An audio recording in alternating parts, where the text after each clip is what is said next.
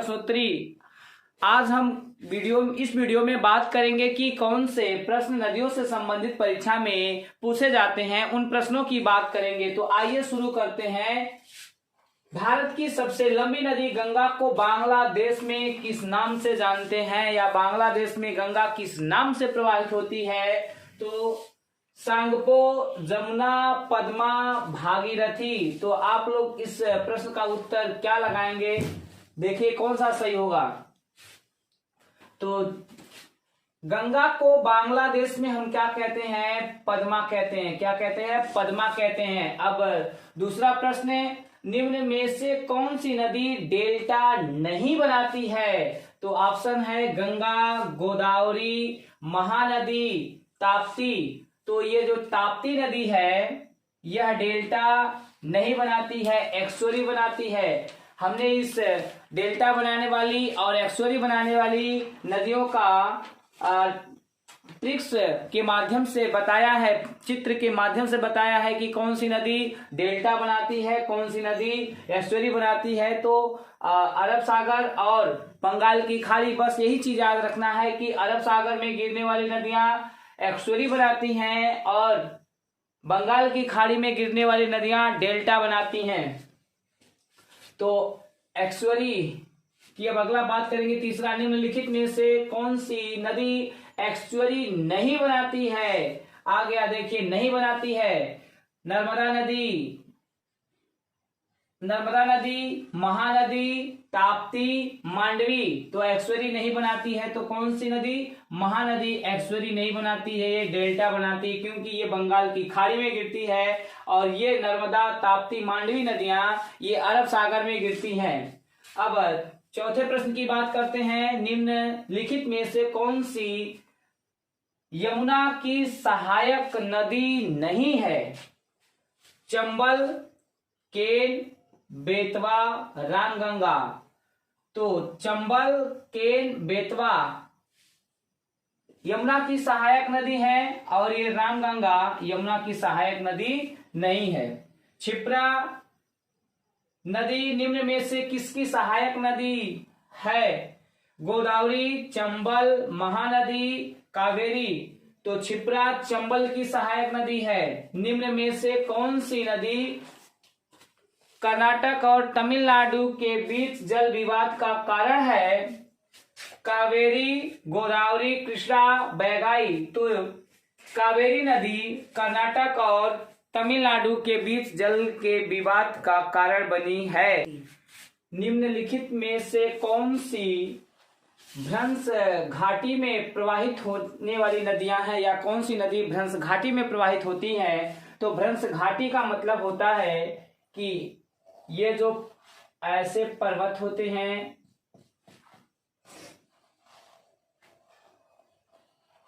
इस पर्वतों के बीच जो नदी प्रवाहित होती है उस नदी को हम कहते हैं भ्रंश घाटी में प्रवाहित होने वाली नदियां। तो भारत में देखा जाए तो कौन सी नदियां भ्रंश घाटी में प्रवाहित होती हैं? ऑप्शन दिया गया है कोसी, गंडक, नर्मदा और गोदावरी। तो आप लोग बताइए इसका उत्तर कौन सा सही है कि भारत की भ्रंश घाटी में या रिफ्ट वैली में पर्वतों के बीच जो नदी बहती हैं उसे ही हम कहते हैं भ्रंश घाटी या रिफ्ट वैली कहते हैं। तो भारत की भ्रंश घाटी में प्रवाहित होने वाली नदी कौन सी है? तो इसका उत्तर आप लोग क्या लगाएंगे? नर्मदा। तो भारत की जो नर्मदा नदी है भ्रंश घाटी या रिफ्ट वैली में प्रवाहित होती है। भारत की 3 नदियां रिफ्ट वैली में प्रवाहित होती हैं, नर्मदा, ताप्ती और दामोदर। ये भारत की 3 ऐसी नदियां हैं जो भ्रंश घाटी में होकर प्रवाहित होती हैं। निम्न में कौन सी नदी गंगा के बाएं किनारे पर नहीं मिलती है, यानी गंगा की बाईं सहायिका नहीं है, गंगा की दाहिनी सहायिका है? यमुना, गोमती, घाघरा, कोसी। तो गंगा की दाहिनी सहायिका कौन है? यमुना, क्योंकि यमुना गंगा में दाहिने ओर से आकर मिलती है, गंगा में दाहिने ओर से आकर मिलती है। तो गंगा की दाहिनी सहायिका यमुना है और ये बाकी गोमती, घाघरा, कोसी ये गंगा की बाई सहायिका हैं। नर्मदा और सोन नदियां कहां से निकलती हैं? तो ऑप्शन दिया है अरावली, सतपुड़ा, अमरकंटक, सिलांग। तो नर्मदा और सोन नदियां कहां से निकलती हैं? आप लोग बताइए, इसका उत्तर क्या लगाएंगे? अमरकंटक। कहां से निकलती हैं? अमरकंटक से। एक निकलकर उत्तर की ओर प्रवाहित होती जिसे कहते हैं सोन, और एक पश्चिम की ओर प्रवाहित होते हुए आकर अरब सागर में या खंबात की खाड़ी में गिरती जिसे हम नर्मदा नदी कहते हैं।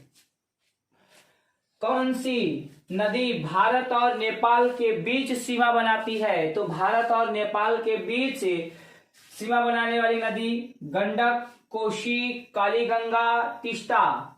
तो भारत और नेपाल के बीच कौन सी नदी सीमा बनाती है? तो कालीगंगा या काली नदी जिसको कहते हैं, ये भारत और नेपाल के बीच सीमा बनाती है। भागीरथी और अलकनंदा नदियों का संगम निम्न में से कहां होता है? तो विष्णुप्रयाग, कर्णप्रयाग, रुद्रप्रयाग और देवप्रयाग। तो कहां होता है? देवप्रयाग में होता है। हिमालय के पार से निकलने वाली नदियां कौन सी हैं? हिमालय के पार का मतलब हिमालय के उत्तर से कौन सी ऐसी नदियां हैं जो हिमालय के पार से निकलती हैं? सतलज, सिंधु, गंगा। ब्रह्मपुत्र, सिंधु, सतलज। ब्रह्मपुत्र, सिंधु, गंगा। ब्रह्मपुत्र, गंगा और सतलज। तो इसका उत्तर आप क्या लगाएंगे? ब्रह्मपुत्र, सिंधु और सतलज, ये तीन नदियां हिमालय के पार से निकलती हैं। निम्न में कौन सी नदी अरब सागर में गिरती है? गोदावरी, कृष्णा, माही, कावेरी। तो इस प्रश्न का उत्तर आप लोग क्या लगाएंगे? माही। माही नदी अरब सागर में गिरती है और गोदावरी, कृष्णा, कावेरी ये बंगाल की खाड़ी में गिरती हैं। हमने अरब सागर में और बंगाल की खाड़ी में गिरने वाली नदियों का वीडियो प्रायद्वीपीय नदी तंत्र में डाला है, वहां से उसको देख लीजिएगा कौन सी नदी अरब सागर में गिरती है और कौन सी नदी बंगाल की खाड़ी में गिरती है। ब्रह्मपुत्र नदी को तिब्बत के पठार पर किस नाम से जाना जाता है? यानी ब्रह्मपुत्र नदी तिब्बत के पठार पर किस नाम से प्रवाहित होती है? सांगपो, जमुना, पद्मा, सियांग। तो इस प्रश्न का उत्तर बोलिए, आप लोग लगाइए, देखिए कौन सा सही होगा। सांगपो। ब्रह्मपुत्र नदी भारत में सबसे पहले किस राज्य में प्रवेश करती है? असम, अरुणाचल प्रदेश, मेघालय, कोई नहीं। तो ब्रह्मपुत्र नदी सबसे पहले अरुणाचल प्रदेश में भारत में प्रवेश करती है। विश्व का सबसे बड़ा नदी द्वीप निर्माण करने वाली नदी कौन सी है? ब्रह्मपुत्र, जमुना, बराक, मेघना। तो ब्रह्मपुत्र। ब्रह्मपुत्र नदी विश्व का सबसे बड़ा नदी द्वीप माजुली का निर्माण किस राज्य में की है? अरुणाचल प्रदेश, असम, मेघालय, मिजोरम। तो असम में विश्व का सबसे बड़ा नदी द्वीप माजुली का निर्माण ब्रह्मपुत्र ने नदी की है। निम्न में कौन सी नदी पंचनद में सम्मिलित नहीं है? रावी, ब्यास, सतलज, सिंधु। तो सिंधु जो पंचनद में सम्मिलित नहीं है। पंचनद में सम्मिलित नदियां कौन कौन सी हैं? तो रावी, ब्यास, सतलज, चिनाब और झेलम।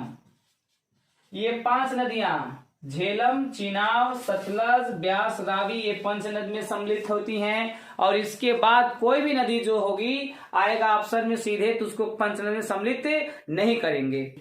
गंगा की एकमात्र सहायक नदी जिसका उद्गम मैदान में है चिन्हित कीजिए। तो गंगा की एकमात्र सहायिका जो मैदान से निकलती है, रामगंगा, गोमती, घाघरा, गंडक। तो इस का उत्तर गोमती नदी का उद्गम पीलीभीत के फुलहर झील से मैदानी क्षेत्रों से होता है। निम्न में से सर्वाधिक मार्ग परिवर्तन करने वाली नदी कौन सी है? महानदी, दामोदर, कोसी, गंडक। तो कोसी नदी अपने मार्ग परिवर्तन के लिए क्या है? प्रसिद्ध है। निम्नलिखित में से किस नदी का उद्गम स्थल भारत में नहीं है? ब्यास, रावी, चिनाब, सतलज।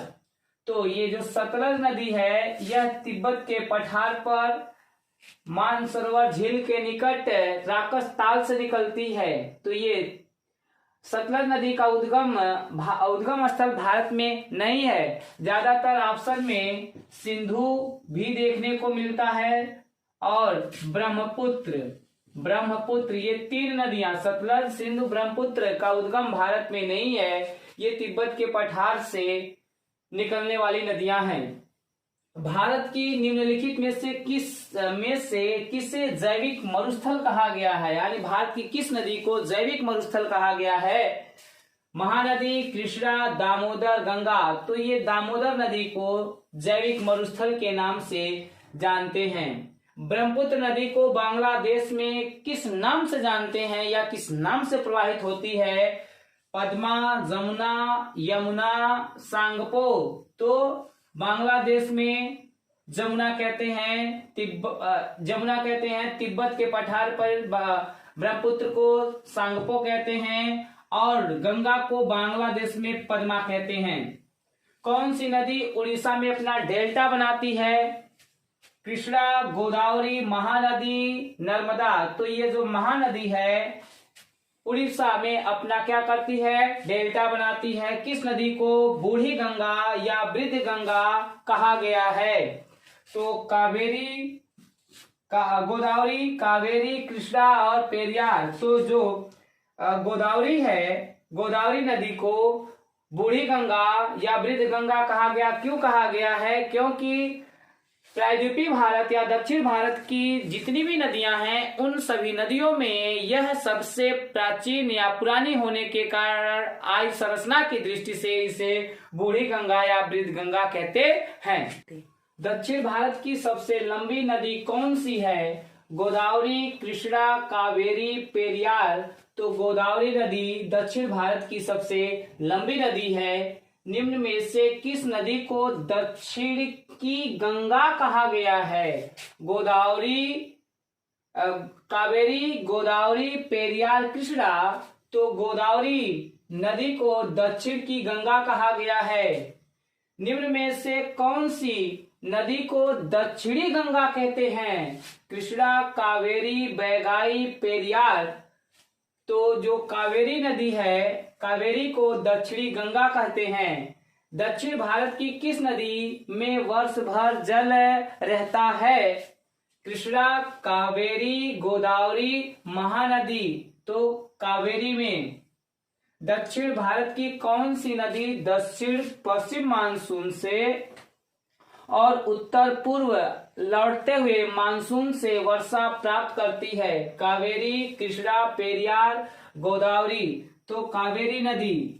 दक्षिण भारत या प्रायद्वीपीय भारत की दूसरी सबसे लंबी नदी कौन सी है? कृष्णा, कावेरी, बैगाई, ताम्रपर्णी। तो कृष्णा दक्षिण भारत की दूसरी सबसे लंबी नदी है। गंगा की सबसे लंबी सहायक नदी कौन सी है? सोन, यमुना, कोशी, गोमती। तो यमुना गंगा की सबसे लंबी सहायक नदी है।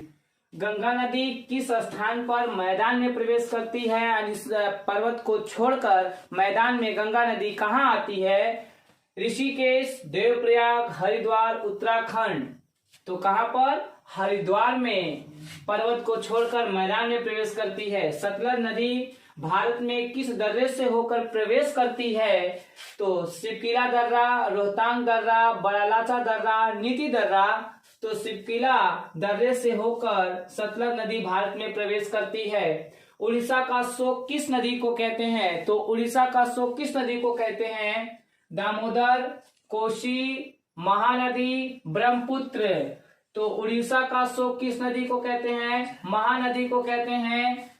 दामोदर का शोक किस पश्चिम बंगाल का शोक किस नदी को? दामोदर। बिहार का शोक किस नदी को? कोसी नदी को। असम का शोक किस नदी को? ब्रह्मपुत्र। तो असम का शोक किस नदी को? ब्रह्मपुत्र को कहते हैं। बिहार का शोक किस नदी को कहते हैं? तो कोसी को कहते हैं। पश्चिम बंगाल का शोक किस नदी को कहते हैं? तो दामोदर को कहते हैं। विश्व की सबसे विश्वासघाती नदी कौन सी है? तो सबसे विश्वासघात करने वाली नदी कौन सी है? कोसी, दामोदर, चंबल और हुगली। तो जो हुगली नदी है यह विश्व की सबसे विश्वासघात करने वाली नदी है। किस नदी को नेपाल में शालिग्रामी और नारायणी नदी कहते हैं? काली नदी, गंडक नदी, कोसी नदी, राप्ती नदी। तो गंडक नदी को नेपाल में पर्वतीय भागों में, पर्वतीय क्षेत्रों में शालिग्रामी कहते हैं और मैदानी भागों में इसे नारायणी कहते हैं। कौन सी नदी न तो किसी सागर में गिरती है और न ही किसी नदी में मिलती है? माही, भादर, लूनी, सतरंजी। तो किसी न तो सागर में गिरती है और न किसी नदी में मिलने वाली नदी कौन सी है? लूनी। ये कक्ष केरल में विलीन होती है। कौन सी नदी दिल्ली के निकट सर्वाधिक प्रदूषित है? गंगा, यमुना, साबरमती, दामोदर। तो ये जो यमुना नदी है दिल्ली के निकट सर्वाधिक प्रदूषित है। गंगा सर्वाधिक प्रदूषित कानपुर के पास है। साबरमती नदी सर्वाधिक प्रदूषित अहमदाबाद के पास है। अरावली पर्वत माला महान जल विभाजक है, यानी अरावली पर्वत किन नदियों के जल को विभाजित करता है? तो सिंधु, गंगा, यमुना, गंगा, ब्रह्मपुत्र, यमुना। तो अरावली पर्वतमाला सिंधु और गंगा के जल के विभाजन का कार्य करता है। केरल की सबसे लंबी नदी कौन सी है? पेरियार, भरतपुझा, शरावती, पलार। तो पेरियार केरल की सबसे लंबी नदी है और केरल की सबसे चौड़ी नदी कौन सी है? भरतपुझा। वैद्युतीय भारत की निम्न में से कौन सी नदी पूर्व की ओर बहती है? नर्मदा, ताप्ती, मांडवी, महानदी। तो पूरब की ओर बहने वाली नदी यानी बंगाल की खाड़ी में गिरती है। तो इनमें से देखा जाए कौन सी बंगाल की खाड़ी में गिरती है? महानदी। और ये पश्चिम की ओर प्रवाहित होने वाली नदियां हैं। ये नर्मदा, ताप्ती, मांडवी पश्चिम की ओर बहने वाली नदियां। हिमालय अपवाह तंत्र में कौन सी नदी सम्मिलित नहीं है? गंगा, महानदी, सिंधु, ब्रह्मपुत्र। तो हिमालय अपवाह तंत्र में सम्मिलित नहीं है। कौन नहीं है? महानदी, क्योंकि ये महानदी प्रायद्वीपीय अपवाह तंत्र की नदी है। और हिमालय अपवाह तंत्र को 3 भागों में बांटा गया है: गंगा नदी तंत्र, सिंधु नदी तंत्र और ब्रह्मपुत्र नदी तंत्र। निम्न में कौन सी नदी पूर्ववर्ती नदी नहीं है? सिंधु, ब्रह्मपुत्र, सतलज और गंगा। तो पूर्ववर्ती की वे नदियां जिनका उत्थान हिमालय से पहले हो गया है या हिमालय के उत्थान के बाद इन नदियों ने अपने मार्ग को अपरदन कर सुरक्षित रखा, उन्हें पूर्ववर्ती नदियां कहते हैं। तो इसमें नहीं है पूछा गया गंगा, और ये सतलज, ब्रह्मपुत्र, सिंधु पूर्ववर्ती नदियां हैं। निम्न में कौन सी नदी का दूसरा नाम सरयू है? तो घाघरा, यमुना, पद्मा, काली। तो ये घाघरा नदी को अयोध्या में, कहां पर? अयोध्या में सरयू कहते हैं। रुद्रप्रयाग में कौन सी नदियां संगम बनाती हैं? अलकनंदा, भागीरथी, अलकनंदा, मंदाकिनी, अलकनंदा, पिंडार, भागीरथी, भिलंगाना। तो रुद्र का मतलब अमरूद, अ का मतलब अलकनंदा, म का मतलब मंदाकिनी, रुद्र का मतलब रुद्रप्रयाग। तो अलकनंदा और मंदाकिनी नदियां जहां मिलती हैं उसके संगम को हम क्या कहते हैं? रुद्रप्रयाग कहते हैं। सिंधु समझौता 1960 ईस्वी में किन 2 देशों के बीच हुआ था? तो पाकिस्तान भारत, भारत चीन, भारत अफगानिस्तान, भारत बांग्लादेश। तो 1960 ईस्वी में सिंधु समझौता पाकिस्तान और भारत के बीच हुआ था। किस नदी को कोरियाला या कर्नाली नदी कहते हैं? शारदा, घाघरा, कोसी, गंडक। तो घाघरा को कोरियाला या कर्नाली नदी के नाम से जानते हैं। गंगा की अंतिम बाई सहायिका कौन सी है? रामगंगा, गोमती, कोसी, महानंदा। तो ये महानंदा गंगा की अंतिम बाई सहायिका है। गंगा में पश्चिम से पूरब की ओर मिलने वाली सहायक नदियों का सही क्रम है: महानंदा, कोसी, गंडक, गोमती, गोमती, गंडक, कोसी, महानंदा, महानंदा, घाघरा, कोसी, रामगंगा कोई नहीं। तो गंगा की सहायक नदियों का क्रम रामगंगा, गोमती, घाघरा, गंडक, कोसी, महानंदा। तो ये इस में गंगा में रामगंगा, गोमती, घाघरा, गंडक, कोसी, महानंदा। पश्चिम से पूरब क्रम में, पश्चिम से पूरब क्रम में कौन मिलेगा? तो गोमती, गंडक, कोसी, महानंदा, ये सही। तो आज की वीडियो में बस इतना ही। कल आपको नेक्स्ट वीडियो के साथ हम मिलेंगे। तब तक के लिए आपको